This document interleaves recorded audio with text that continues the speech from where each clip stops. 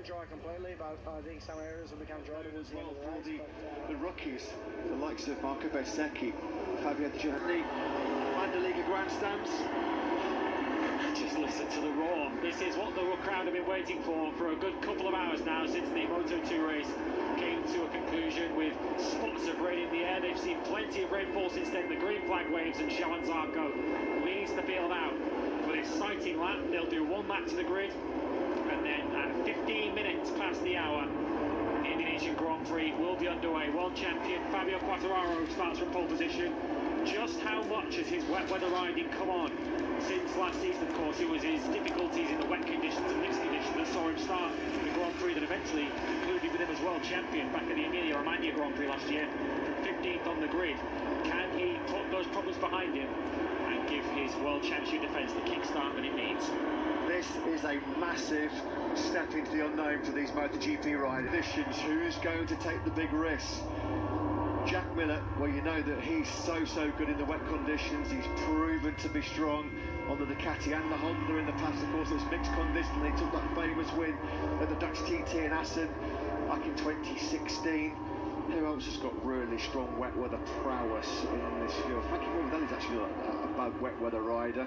Other guys with nothing to lose, really. Andrea Dovizioso, particularly on a factory Ducati, where you could always put your money on him to be at the grip levels here in the rain at this Mandalika circuit are very good.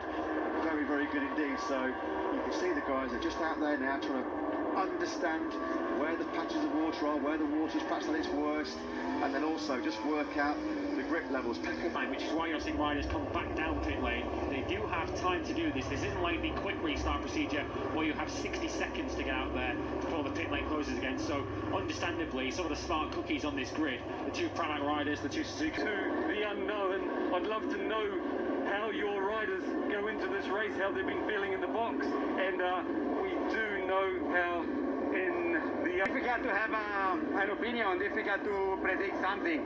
We never raced here before, and the conditions are completely different than the test and the practice in the wet conditions. So there's going to be some nerve jangling now because coverage for MotoGP started. I'm sure you have. Why would you go anywhere? It's the greatest motorsport. Simons with the Michelin Motorsport manager Piero Tanamasso. Yes, Piero, some new conditions for you to make the weekend even tougher. Can you tell us what tyres the riders will go for? Yeah, in this condition the choice is medium front and medium rear. This is the one because the track temperature is still quite high, is around 25, 26 degrees. And also because here the tricky point is the overheating on the right side. And with the soft compound, the problem that you might overheat too much, you lose grip. With the medium will be much more stable. So this is the best choice for this condition. Thank you, Piero. You're welcome. Yeah, thanks to Piero Taramassa. We're just running through this revised grid now, of course, revised sadly because...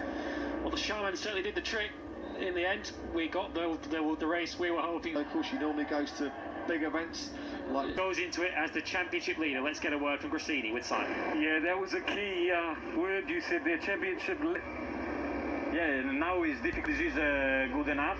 To Alex Rins, these guys are really, their skills are put to the limit. It's going to be a case of his ability here rather than any kind of issues with overheating. Crucial in dry conditions. Well, it might be. Concussion sustained in the warm-up earlier on today as some drizzle on and very nearly won that Grand Prix as he was chasing down Danilo Petrucci. He'll certainly be that caused this lengthy delay. Position ahead of the Pramac Ducatis of Jorge Martin and Johan Zarco. Brad Binder heads the KTM Challenge from the front of the second row ahead of the reigning